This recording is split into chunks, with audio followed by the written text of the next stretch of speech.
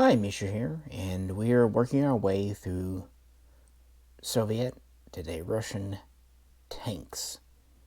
And actually started off with the T-90, and then came back to the T-54, 55, T-62, and T-64. And now we talk about the T-80.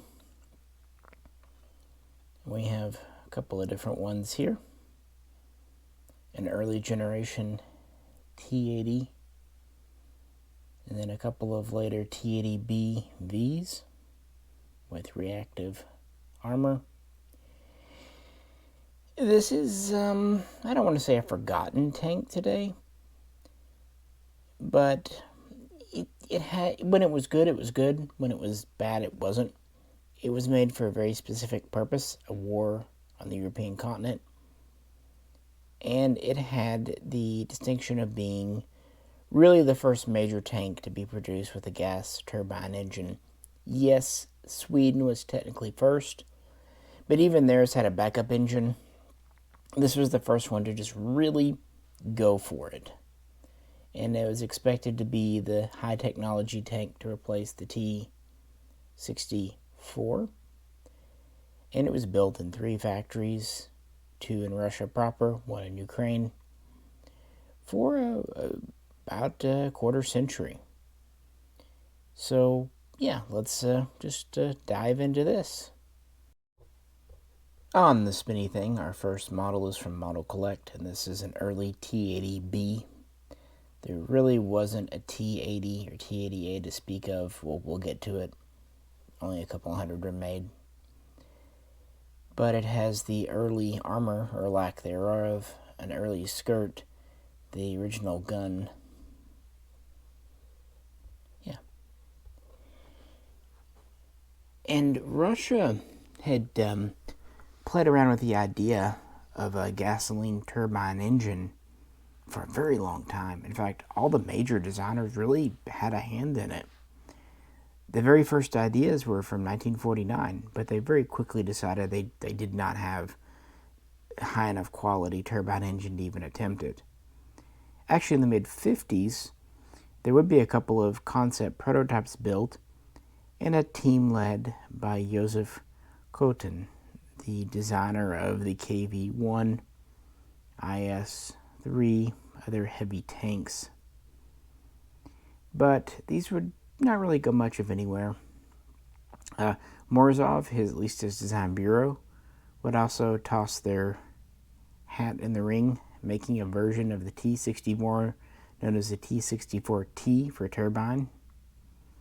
And the folks that designed the T-62, remember I said in that video there was the Object 165 and 166, and there was the proposed Object 167 that wasn't accepted back in 61. There was a variant of it, 167T, that was fitted with the turbine engine. There was the rocket tank that had 2 engines trialed out, but the design that really kind of won out in the end was from Popov, and was known as the Object 219 SP, and then later SP2. And these were gasoline turbine tanks, very much based on the T-64. In fact, originally using the same turret and gun and other components. Although some newer technologies from the 70s would get integrated. Initial trials were 69, 70, and then the tank was put into limited production beginning in 1975 and started to see limited use in the Red Army by 1976. This is when the initial T-80 was produced, but again, only about 250 of these were built.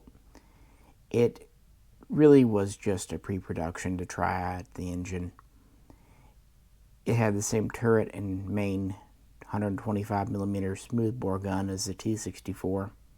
It could not carry contact armor, reactive armor. It did not even have the ability to fire guided missiles. Yeah, it was a pre-production. But in 1978, the first T-80B came about. And this had a big step forward in the composite armor. And it introduced a laser rangefinder, an updated gun, the ability to launch missiles. And then a short time later, in 1980, an improved engine, which was greatly needed, was introduced. And then in 1982, a new model of 125mm gun was introduced. Like the T-64, it had an auto-loader system, so only a crew of 3. And initially, it carried 28 rounds on the autoloader carousel with another 8 stored in the tank. And this version would be about 42, 43 tons. And it would be just shy of 10 meters long. The major thing was it was quick, at least compared to other tanks. Able to get up. My cat is now meowing at me and distracting me. Up to about 37, 38 miles per hour. Not bad for its weight. The gas turbine had good maneuverability, good acceleration. But it was thirsty as all get out. And so we had a limited range of only about 200 miles. Later versions would improve on this a bit, but it was always a problem. One thing I did not mention in the T-64 video that's kind of neat, the T-64 was the first to really introduce a remotely controlled 12.7mm heavy machine gun on the roof of the turret. This is good because it meant that the hatch could stay sealed and shut. A lot of benefit to that, and also meant a crew member didn't have to poke his head out and fire it. The T-80 would continue this. It also had a 7.62mm gun, coaxially mounted. Pretty standard stuff, along with night vision equipment and what have you. But they would continue to improve these and introduce updated models and versions.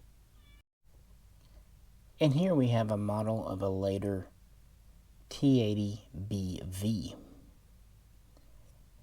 And this, by this point, has a reworked turret, of course, uprated engine, and this one has reactive armor, contact 1 at this point. It has this kind of rubber skirt along the side. It even has a kind of a dust flap under the center section here, which I kind of find cool. And they actually armored the area above the first 3 wheels here. And it expanded its ability to use various equipment. So this was introduced around 1985, the ability to take the explosive armor, and really was an improved version. Now, Russia would never send these into Afghanistan. These were kept either at home or sent into Europe, for example. A number of them were stationed in Eastern Europe, like East Germany, beginning in 1986. This was designed for that kind of warfare. Relatively short range, but where mobility was key. Keep in mind, this was around the same time America was really starting to field the M1 Abrams. So this was the response. And again, this is the high technology tank. This is meant for the elites, kind of phasing in where the T-64 left off. We'll talk about replace the T-55 and T-62 in the next video. But yeah, these are being produced at 3 factories, and estimates are that they produced about 7,500, and it would last until after the Soviet era. But there were a number of improvements up through the 80 BV, and then they kind of had things more or less where they wanted them. This was not really thought of as an export tank, although some would be.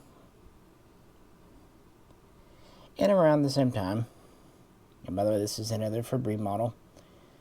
I don't mean to be darkly funny, but I actually bought this out of the Ukraine, and it came in not long before everything went to hell on a handbasket. Yeah, it's okay though, because actually the T-80 is built in the Ukraine. In fact, it's kind of their primary tank right now. But its short range was never really made up for. Also, the engine wasn't as reliable as it could have been, and it had a lot of the same issues that had plagued Soviet tanks for a very long time. And we're still using 125mm smooth bore gun, even if we're up to the second and third version now. And they do keep improving the reactive armor over time. But we have one more model to look at. In our final T-80, this is a later production 80 BV, the models from Atlas. I actually like these models a lot. While not the absolute best detail, they're very chunky, heavy metal. Now, Russia never sent the next version into Europe. They kept them at home. This was the T-80U. First introduced in '85, at least in principle. It had further upgrades to the engine and gun, and it would use later generations of explosive armor. It had a redesigned turret, better sighting system, just all around an improvement. It also was heavier at about 46 tons.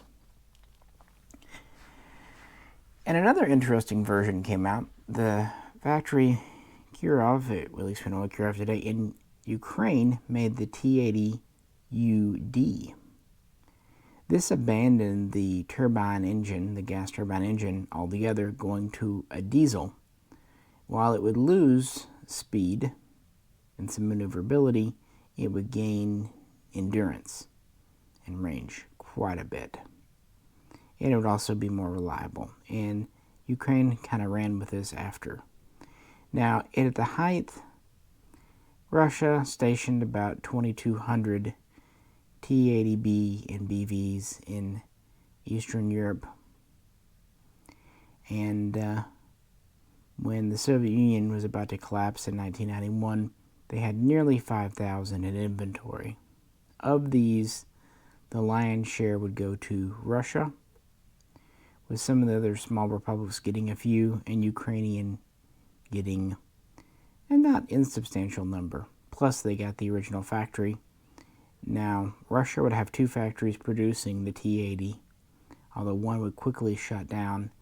The other would continue manufacturing the T-80U, first for the Russian military, and then after 1996, when they announced they were going to the T-90, they would make them for 5 years for the export market.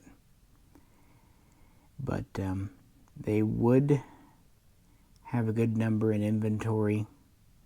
It would get up to about 5,000 with a mix of original Soviet era and early Russian-built tanks, although this would decrease to 3,500 around 1998.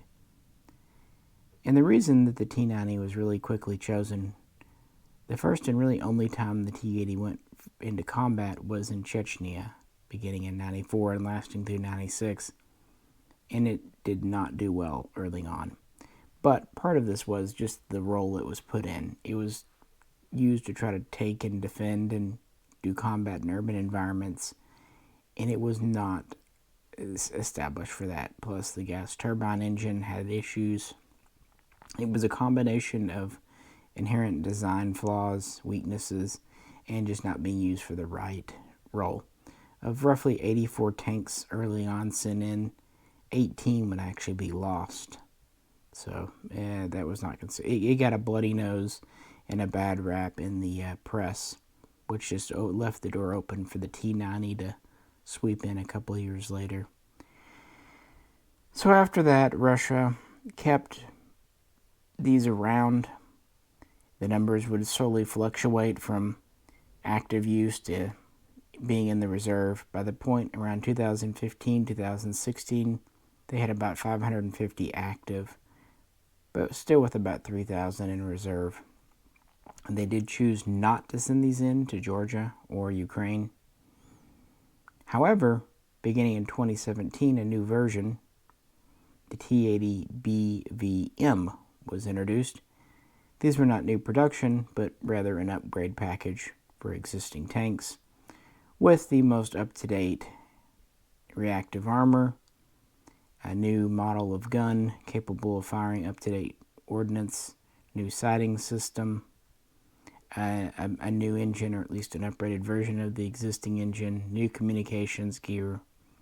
You know, I think you get the idea. Just kind of the general upgrade package that a lot of stuff was getting at that time. And there were multiple orders, and at least they were taking deliveries of updated T-80s through 2020, 2021. And so there are still a number in service today, although they are being phased out as newer designs come online. Probably as the new T-14 comes around, that'll put the T-90 into second line use, allowing them to kind of finally retire the 300 or 400 T-80s still knocking about. Ukraine in turn has kept its own T-80UD around, improving it as best they could, and it can be seen. It's probably about the best tank they've got going. It's not a bad tank, but I don't think it quite lived up. But again, it was really the first major use of a gas turbine engine as an exclusive for a tank. And the U.S. would follow with their Abrams, and UK would do its thing. But the gun was very similar to what was on other tanks like the T-64, T-72. And the reactive armor was good, but of course it wasn't originally available for the design. But it's interesting. It's a neat tank, and for a while it was uncertain if Russia would go with an updated T-80U or the T-90, which, as we know from the first video, was really just an updated T-72B, if we're being honest with each other. So we kind of have those two parallel design tracks that we've seen all along from different design bureaus in Russia. Here's the T-64 next to the early T-80, just to give a little perspective. This was really the last tank built in the Soviet Union to fight what could have been a land war against the West and Europe. And we don't know how it would have done, but it really wasn't the MBT for the modern age. It just didn't have that kind of flexibility that was needed. But it's from a different time and era. And to be fair, the M1 Abrams has had to go through several updates as well. But it is kind of the end of the road for this series. But of course, we have one more tank video to talk about, and it's quite possibly the most famous Russian tank after the T-34 and the T-54-55. So next time, we'll finally get to the big chunk that is the T-72. But I definitely didn't want to overlook the T-80, because this very well could have been Russia's 21st century tank. And it is in service today, including the upgraded BVM version. So, you know, gotta give desserts. But what do you think? Minor differences in all these models.